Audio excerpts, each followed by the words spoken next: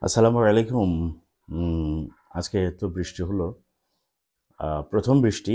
অনেকদিন ধরে অনেকে ঘুমাতে পারছো না। তো প্রথম বৃষ্টি আমি আশা করলাম যে তোমরা বৃষ্টিটাকে এনজয় করে ঘুমটাকে এনজয় করো। সেজন্য আমি আ মূলত আমি নিজেও আসিনি। অ্যাকচুয়ালি আমারও ঘুম থেকে উঠতে দেরি হয়ে গেছে। তো পড়া তো আর থেমে থাকবে না। তা আমি চিন্তা করলাম তোমাদের যে আজকের যে পড়াটা সেটা আমি রেকর্ড করে দিয়ে দেই। তোমরা ইনশাআল্লাহ তোমাদের সুবিধাজনক সময়ে তোমরা এটা কমপ্লিট করে নিবে। ঠিক আছে? তবে অবশ্যই আজকের মধ্যেই কমপ্লিট করে নেবে। দেখো, আমরা আজকে পড়ব বলেছিলাম ১০ টা কি? ১০ টা সরি ৯ টা রিঅ্যারেঞ্জ, হ্যাঁ? ওই রিঅ্যারেঞ্জগুলো আমি তোমাদেরকে একটু ক্লিয়ার করে দিচ্ছি। দেখো, আমাদের ১ নাম্বার যেটা রিঅ্যারেঞ্জ ছিল সেটা হচ্ছে প্যাস্চার, প্যাস্চার। প্যাস্চার হচ্ছেন আম একজন ডাক্তার। পাস্তুর বাংলায় আমরা লুই পাস্তুর বলে থাকি, ঠিক আছে? এনিওয়েজ তিনি হচ্ছেন ১ নাম্বার এখানে যে বাক্যটা হবে সেটা হচ্ছে প্যাস্চার ওয়াজ এ ফ্রেঞ্চ সায়েন্টিস্ট। তিনি ছিলেন একজন ফ্রেঞ্চ সায়েন্টিস্ট, ওকে? ফ্রান্সের সায়েন্টিস্ট, ওকে? ফ্রান্স দেশের সায়েন্টিস্ট। হি ডিসকভার্ড দ্যাট তিনি একটা জিনিস আবিষ্কার করেছিলেন যে ডিসকভার মানে হচ্ছে মনে করো একটা জিনিস আগে থেকেই ছিল কিন্তু মানুষ জানতো না, ঠিক আছে? ওইটাকে নতুন মানে সামনে নিয়ে আসা, যিনি সামনে নিয়ে আসেন তাকে আবিষ্কারক বলে। আর যে জিনিসটা আবিষ্কার করেছে সেটাকে ডিসকভার বলা হয়। আবার এই আবিষ্কার করার কাজটাকেও ডিসকভার বলা হয়, ঠিক আছে? ওকে। যেটা আবিষ্কার করা হচ্ছে ওটাকে ডিসকভারি বলা হয়। এনিওয়েজ, তো দেখো, মানে প্যাস্চার কোনো একটা রোগ মানে টিকা আবিষ্কার করেছিলেন। মানে কোনো একটা জিনিস, কোনো একটা ইনজেকশন যদি পুশ করা হয়, কোনো একটা রোগ স্পেসিফিক্যালি হবে না, এটা তিনি আবিষ্কার করেছিলেন। দেখো, Pasteur was a French scientist. He discovered that তিনি আবিষ্কার করেছিলেন যে মেনি ডিজিজেস আর কজড, অনেকগুলো রোগ হয়ে থাকে। কজড প্রেজেন্ট ইনডিফিনিট টেন্সের passive voice. Many diseases are caused by germs. Germs মানে হচ্ছে জীবাণু, তোমরা জানো। And he also found cures for several of them. সেগুলোর কয়েকটার জন্য তিনি কি পেয়েছিলেন? যা মানে কিওর মানে হচ্ছে যে প্রতিষেধক, ঠিক আছে? তার মানে তিনি কি আবিষ্কার করেছিলেন? He discovered that many diseases are caused by germs and he also found cures for several of them. তিনি আবিষ্কার করেছিলেন যে অনেকগুলো রোগ সৃষ্টি হয় জীবাণুর মাধ্যমে এবং তিনি অনেকগুলোর প্রতিষেধকও আবিষ্কার করেছিলেন। অ্যাট ফার্স্ট, প্রথম এর পরের বাক্যটা হচ্ছে H. At first he only treated animals. তিনি প্রথমত শুধু অ্যানিমালদেরকে ট্রিট করতেন, অ্যানিমালদেরকে ট্রিট করতেন। Because he didn't want to cause the death of any human being. কারণ তিনি কোনো মানুষের মানে ক্ষতি করতে চাননি। অর্থাৎ প্রথম তিনি মানুষকে ট্রিট করতেন না। মনে করো কোনো একটা ইনজেকশন কোনো একটা মানুষকে পুশ করা হলো, তার কোনো ফিজিক্যাল প্রবলেম হতে পারে, সেজন্য তিনি মানুষকে ট্রিট করতেন না, অ্যানিমালকে ট্রিট করতেন। তাহলে H number, at first he only treated animals. He হচ্ছে সাবজেক্ট, অনলি হচ্ছে অ্যাডভার্ব, ট্রিটেড হচ্ছে verb. He treated past indefinite tense. কাদেরকে ট্রিট করছেন? অ্যানিমালসকে। বিকজ দিয়ে আরেকটা ক্লজের শুরু হয়েছে। Because he did not want to cause the death of any human being. মনে করো কোনো একটা ইনজেকশনের কারণে কোনো একটা মানুষের মৃত্যু হয়ে গেল, ঠিক আছে? এটা তিনি চাননি। তিনি একজন মানুষের মৃত্যু ঘটাতে চাননি, যে কোনো মানুষের, এখানে any human being.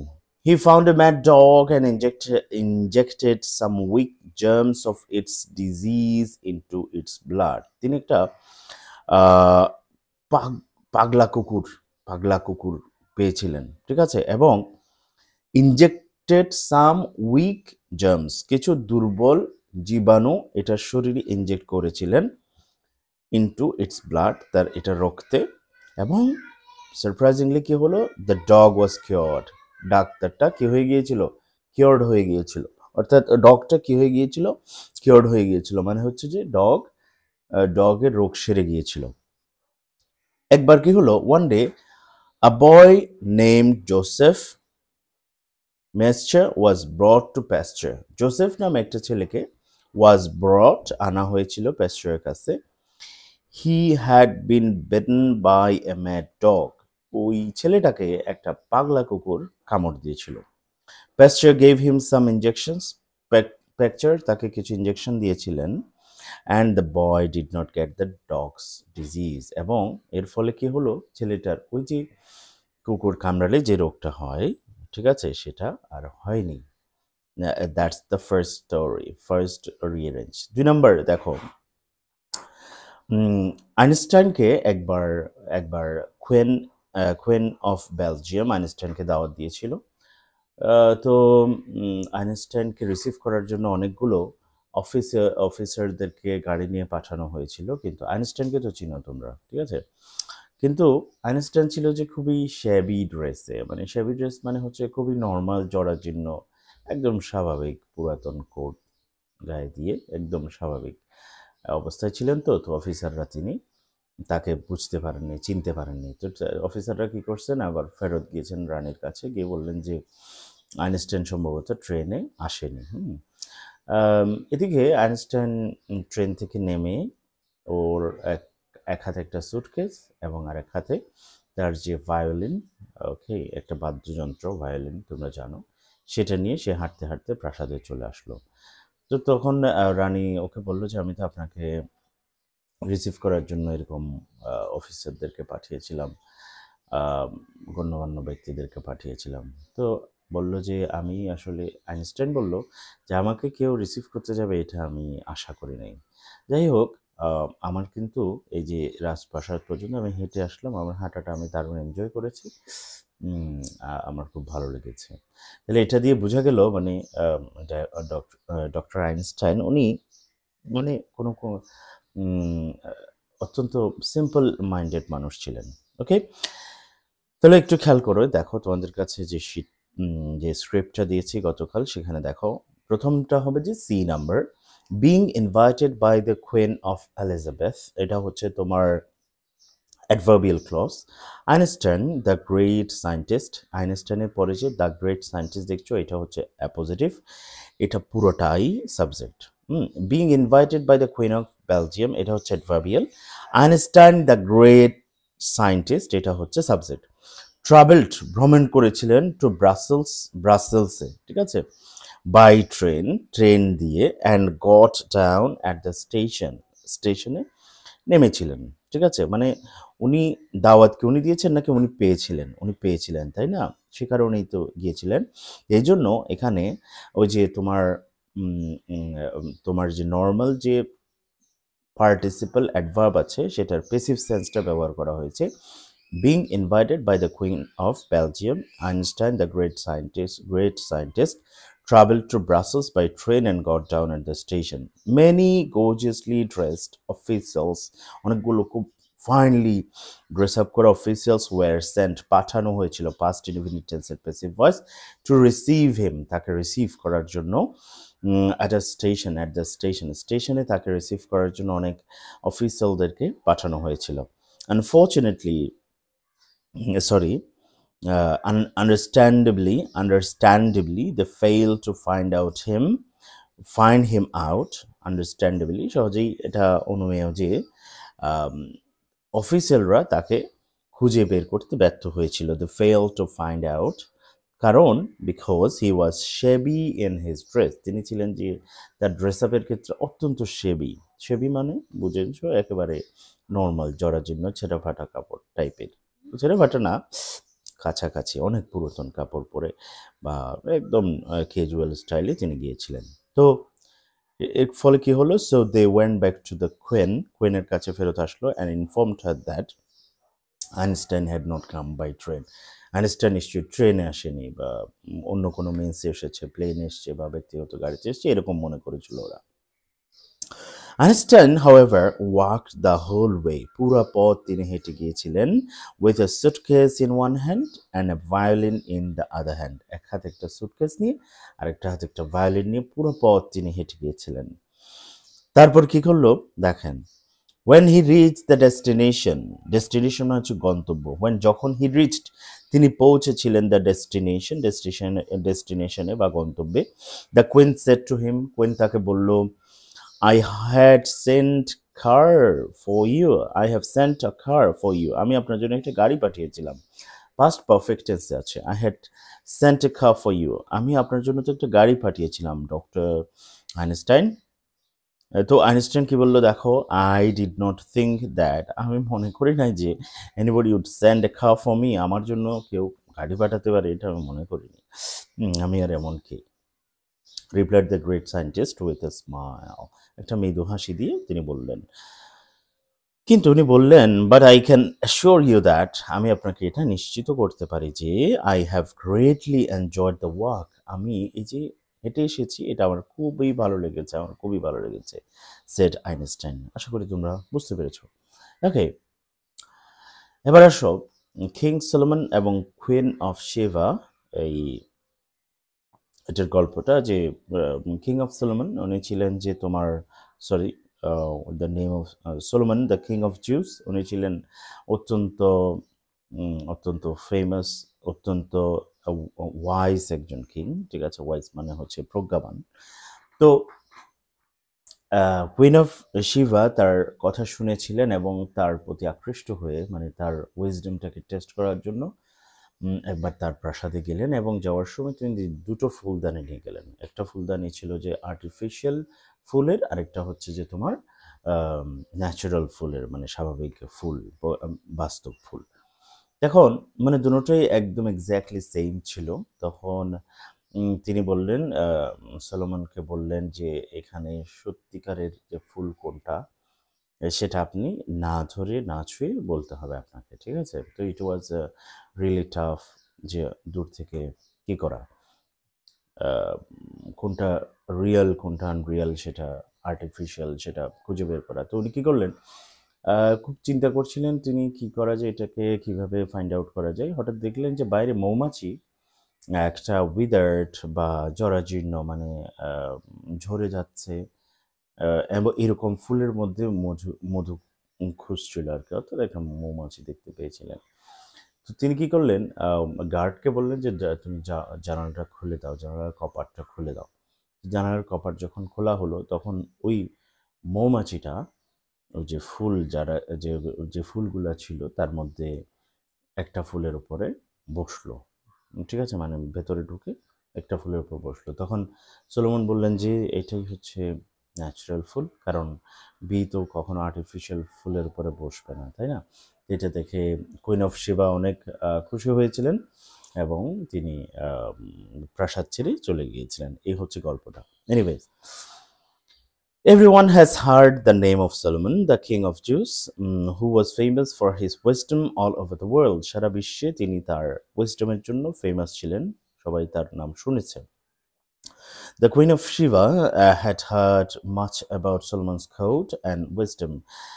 Queen of Sheba, শিবার রানী কিন্তু তার কোর্টের কথা, রাজ দরবারের কথা শুনেছিলেন এবং তার উইজডম, প্রজ্ঞার কথা শুনে অ্যাট্রাক্টেড বাই সাচ রিপোর্টস। এটা হচ্ছে ওই যে আবার একটু আগে যেটা বলছিলাম, বিং অ্যাট্রাক্টেড বলা যেত।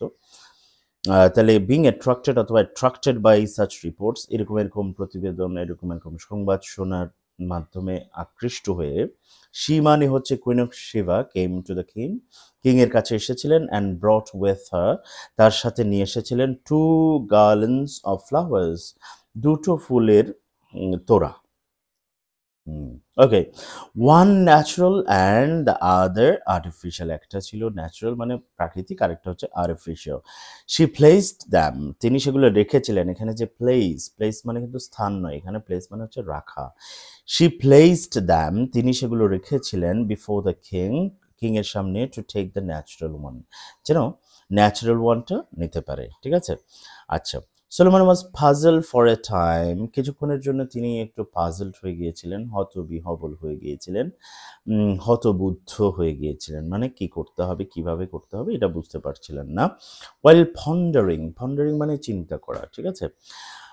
হি নোটিসড সাম বিজ, তিনি দেখলেন যে কিছু বি মানে মৌমাছি, হামিং ফর হানি, হানির জন্য বা মধুর জন্য মৌ মৌ করছে, ঠিক আছে, humming for honey in withered rose, একটা উইদার্ড রোজ, রোজ হচ্ছে অ্যাজেক্টিভ, সরি রোজ হচ্ছে নাউন, তার আগে হচ্ছে অ্যাজেক্টিভ। কেমন রোজ ছিল সেটা, মানে একদম ফ্রেশ রোজ ছিল না, মানে ওই যে বাইরে বাগানের কথা বলছি আমি, বাগানের মধ্যে একটা রোজে কয়েকটা মৌমাছি কি চাচ্ছিল, মানে মধু আহরণ করতে চাচ্ছিল, এবং যেই মধু যেই ফুলটা থেকে মধু নিতে চাচ্ছিল সেটা ছিল যে জরাজীর্ণ, মানে সেটা পুরাতন হয়ে গিয়েছিল, মানে সকালে ফুটেছে বা এরকম, বা একদিন আগে ফুটেছে এরকম ছিল, উইদার্ড ছিল সেটা। এবং ওটা দেখে he ordered the windows to be open, তিনি অর্ডার করলেন যে উইন্ডো খুলে দেওয়ার জন্য। দ্য বিজ কেম ইন, তখন জানালা খুলে পেয়ে বি ভেতরে আসলো, অ্যান্ড সেটল মানে হচ্ছে যে বসা, on the natural flowers, natural ফ্লাওয়ারের উপরেই তো নিশ্চয়ই বসবে। সো হি ওয়াজ সারপ্রাইজড, কে সারপ্রাইজ হয়ে গিয়েছিল? Queen of Sheba surprised and went away admiring him, এবং চলে গিয়েছিল প্রাসাদ ছেড়ে। কিভাবে চলে গিয়েছিল? অ্যাডমায়ারিং হিম, এটা হচ্ছে প্রেজেন্ট পার্টিসিপল অ্যাডভার্ব, তার প্রশংসা করে সে প্রাসাদ ছেড়ে চলে গিয়েছিল। এরপরে 4 নম্বরে তোমরা এই গল্পটা তোমরা সবাই জানো, আশা করি এটা তোমরা পারবা। Once upon a time two friends were passing through a forest, একটা ফরেস্ট অতিক্রম করছিল দুজন বন্ধু। They were talking about their love for each other, একে অপরের ভালোবাসার কথা তারা বলছিল। Suddenly a bear came there, সেখানে একটা বেয়ার আসলো। The first friend climbed up a tree, প্রথম বন্ধু একটা গাছে চড়ে গেল। The later পরের জন couldn't climb a tree, একটা গাছে কিভাবে চড়তে হয় সেটা জানতো না। He lay down on the ground, গ্রাউন্ডে সে শুয়ে পড়েছিল, and pretend মানে হচ্ছে ভান করা, pretended to be dead, সে মরার ভান করেছিল। The bear smelled his ears, nose and face, তার কানে, নাকে এবং ফেসে অনেকক্ষণ ধরে মানে গন্ধ শুকা, ঠিক আছে, smelled, okay. The bear thought him to be dead, bear মনে করলো যে সে মরা, অ্যান্ড ওয়েন্ট অ্যাওয়ে, এবং বেয়ারটা চলে গিয়েছিল। এই হচ্ছে গল্প, এটা আমরা সবাই জানি। ওকে, 5 নম্বরে আসো। 5 নম্বরের গল্পটা হচ্ছে কি, একজন ইংলিশ পয়েট, মানে ইংরেজির একজন কবি, তিনি মনে করো একটা জায়গায় ইটালির যে কোনো একটা প্লেসে, ফেমাস প্লেসে, মনে করো কক্সবাজারের মতো একটা প্লেসে, তার ফিজিক্যাল বেনিফিটসের জন্য, অর্থাৎ তিনি অসুস্থ ছিলেন, অসুস্থতাটা একটু কাটানোর জন্য, বায়ু পরিবর্তনের জন্য তিনি কোনো একটা এরকম একটা স্বাস্থ্যকর প্লেসে গিয়েছিলেন, সেখানে কিছুদিন থাকবেন, এনজয় করবেন, দুশ্চিন্তামুক্ত থাকবেন। সেই সময় ওনার একটা ফ্রেন্ড মজা করে মানে একটা চিঠি পাঠিয়েছিল। কীরকম চিঠি পাঠিয়েছিল? ওই চিঠিটা মানে চিঠিতে তেমন কিছুই ছিল না, প্রায় সাদা কাগজেই পাঠিয়েছিল, কিন্তু লেখা ছিল যে যিনি রিসিভ করবেন চিঠিটা উনি ডেলিভারি চার্জটা দিবেন, অর্থাৎ পোস্টেজ যেটা থাকবে সেটা যিনি রিসিভ করবেন উনি দিবেন। অর্থাৎ ওই যে কবিকে, মানে যিনি দূরে বেড়াতে গিয়েছিলেন, ওনাকে একটু বেকায়দায় ফেলার জন্য তার বন্ধু মজা করে এই কাজটা করেছিল। তো এটা তো উনি কবি তো রিসিভ করলেন, রিসিভ করে দেখলেন যে আসলে ওখানে কিছুই ছিল না, একটা দুটো ওয়ার্ড এরকম। ওকে, এরকম বিরক্ত হলেন, এবং বন্ধুকে তো একটু সাহায্য করতে হবে, বন্ধু যখন ফান করছে ফানের উত্তর তো দিতে হবে। তো কি করবেন ভাবলেন, ভেবে কি করলেন, উনি একটা বড় সাইজের একটা পাথর সুন্দর করে প্যাক করলেন। কে? কবি, মনে করেন যিনি কক্সবাজারে আছেন বা যিনি বেড়াতে এসছেন ওই কবি সুন্দর করে প্যাকিং করে, এরপরে এটা তো হেভি ওয়েট হয়েছে, এটা পোস্ট অফিসে নিয়ে গিয়ে ওখানে লিখে দিলেন যে এটার যে ক্যারিয়েজ, এটা তো একটা পার্সেলের যে ক্যারি করার যে টাকা সেটা যে রিসিভ করবে সে দিবে। এখন এটা নিয়ে গেল, নিয়ে যাওয়ার পরে বন্ধুর কাছে গেল সেটা, এখন ওখানে লেখা আছে যে ক্যারিয়েজ তো ও দিবে। এখন ও চিন্তা করলো যে বন্ধু নিশ্চয়ই বিদেশে আছে, আমাকে মিস করতেছে, আমার জন্য গিফট পাঠিয়েছে, বিশাল সাইজের গিফট।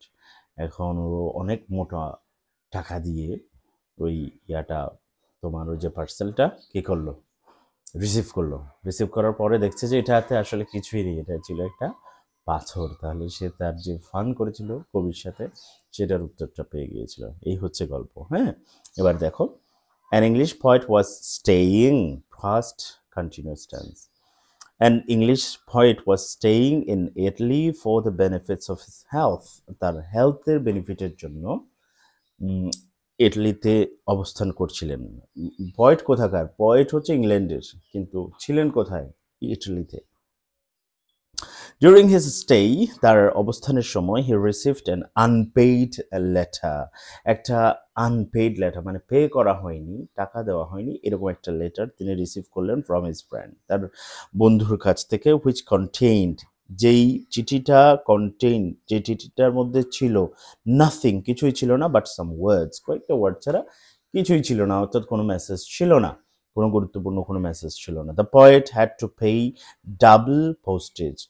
পয়েটকে দ্বিগুণ পোস্টেজ পে করতে হয়েছিল, বুঝতে পারছো? মানে অর্থাৎ ওই যে চিঠিটা মানে পোস্ট করেছে টাকা ছাড়া, বলছে যে রিসিভ করবে সে টাকা দিবে। So he became very annoyed, মানে তোমার পয়েট খুব বেশি বিরক্ত হয়ে গিয়েছিল যে আমি একটু রিল্যাক্স করার জন্য এখানে বেড়াতে এসেছি, আমার স্বাস্থ্য ভালো না, সেখানে আমার বন্ধু আমার সাথে মজা করছে, ঠিক আছে, তাহলে আমিও বন্ধুকে একটা শিক্ষা দিতে হবে। He wanted to teach his friend a good lesson, বন্ধুকে একটা ভালো শিক্ষা দিতে চেয়েছিলেন। অ্যান্ড সো হি প্রডিউস মানে এমনি তো উৎপাদন করা, কিন্তু এখানে প্রডিউস মানে করে কোনো কোথাও জায়গা থেকে সংগ্রহ করা। হি প্রডিউসড হেভি স্টোন, একটা খুব ভারী স্টোন তিনি সংগ্রহ করলেন এবং packed it up in a fine box, খুব সুন্দর একটা বক্সে এটা প্যাক করলেন। Then he sent it to his friend, বন্ধুর কাছে পাঠিয়েছিলেন with the words on it, এটার মধ্যে যে লেখা ছিল carriage to be paid on delivery, যিনি ডেলিভারিটা গ্রহণ করবেন তিনি এটার ক্যারিয়ার বা বহন করার যে চার্জ সেটা পেমেন্ট করবেন, এরকম লেখা ছিল। হিজ ফ্রেন্ড থট, এটা পাওয়ার পর তার বন্ধু মনে করলো দ্যাট দ্য কন্টেন্ট মানে উপাদান, মানে যেখানে প্যাকেট করেছে যেটা সেটা উপাদানটা, অফ দ্য পার্সেলের ভিতরে যে উপাদানটা বা যে বস্তুটা আছে, ওয়ার ভ্যালুয়েবল, এটা অত্যন্ত ভ্যালুয়েবল হতে পারে। And so he paid the heavy charge for carrying, এটা যে ক্যারি করে এতটুকু নিয়ে এসছে এটার একটা বিশাল চার্জ ছিল, সেই পুরো চার্জ এসে দিল, ঠিক আছে, কারণ এটা বড় পাথর। আচ্ছা, with a great hope in mind, অনেক বড় আশা নিয়ে হি ওপেন দ্য বক্স, মানে কবির বন্ধু বক্সটা খুলেছিলেন। টু হিজ আটার সারপ্রাইজ মানে হচ্ছে যে একদম অনেক বেশি সারপ্রাইজ, এটাকে বলা হয় আটার সারপ্রাইজ।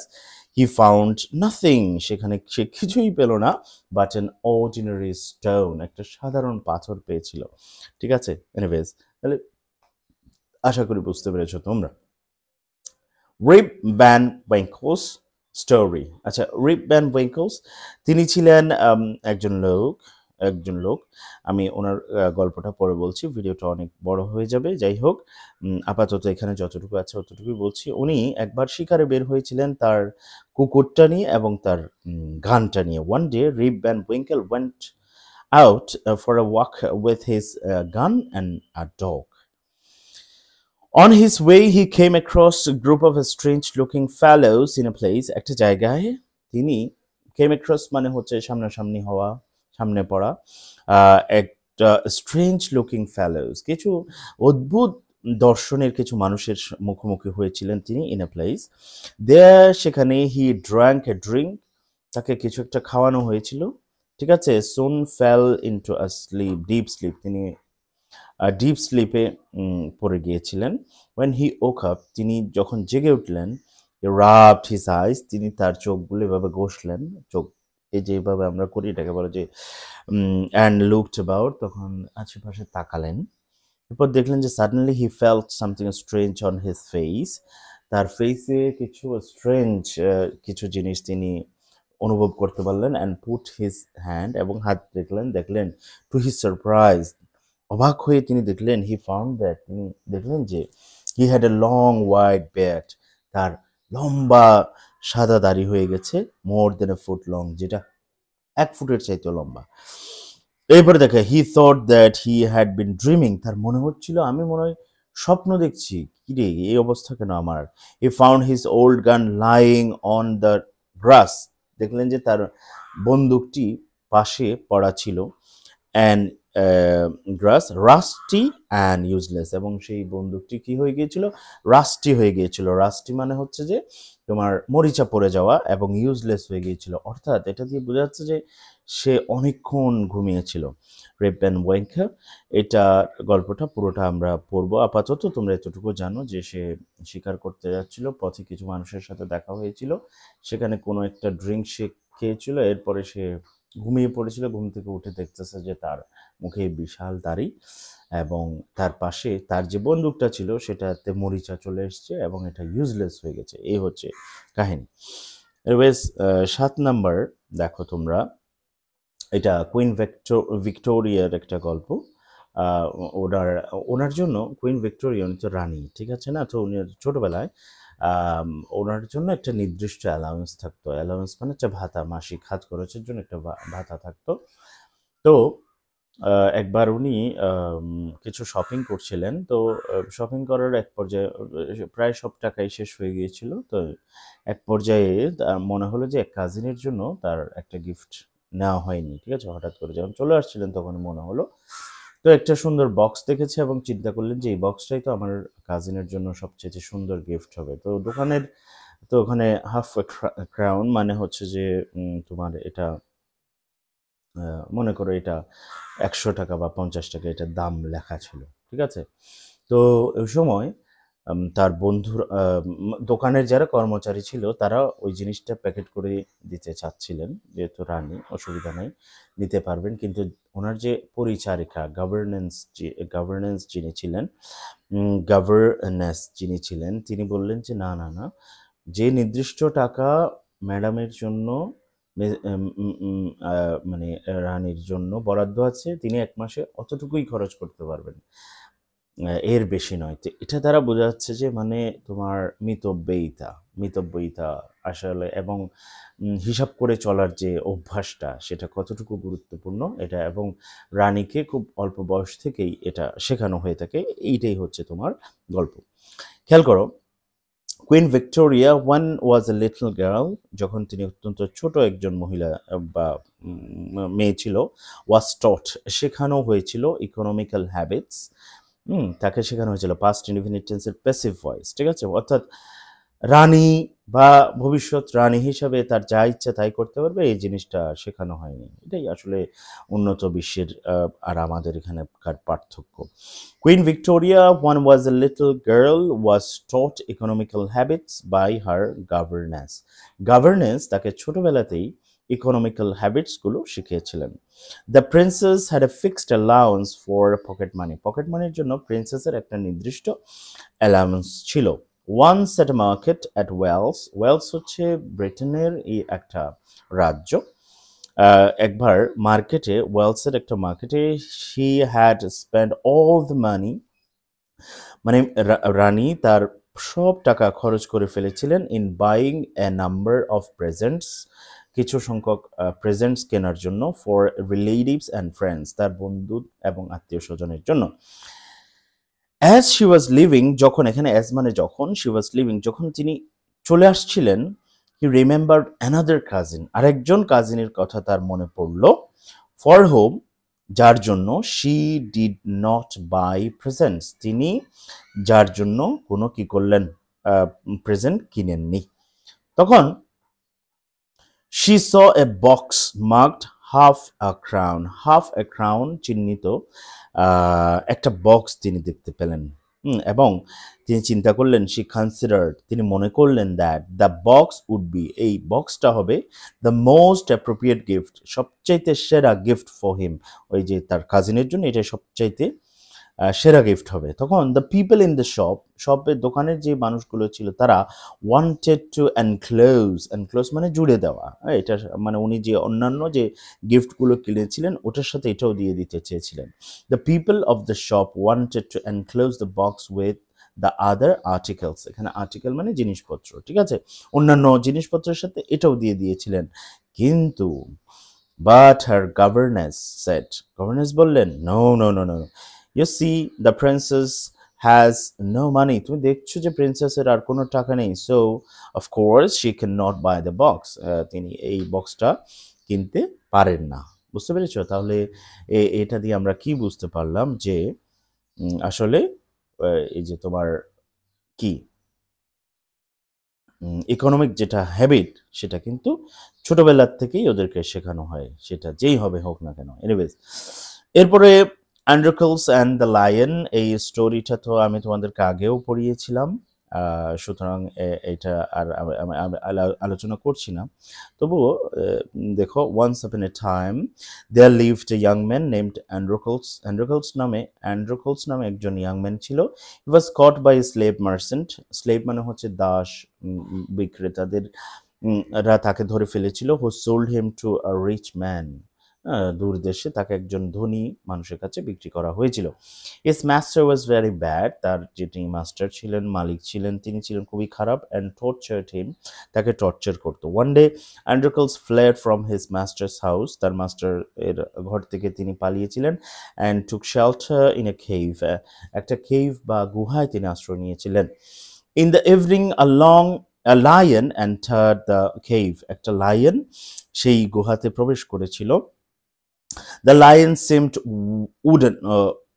wounded, ওই লায়নটাকে মনে হচ্ছিল আহত, যেহেতু অ্যাজ ইট ওয়াজ গ্রাউনিং, এটা গোঙাচ্ছিল, এই টাইপের আওয়াজ করছিল। She came near Androcles and lifted his paw. সে অ্যান্ড্রোকলসের সামনে আসলো এবং তার যে থাবা সেটা ওকে দেখালো। তার লিফট মানে তোলা, হিজ প।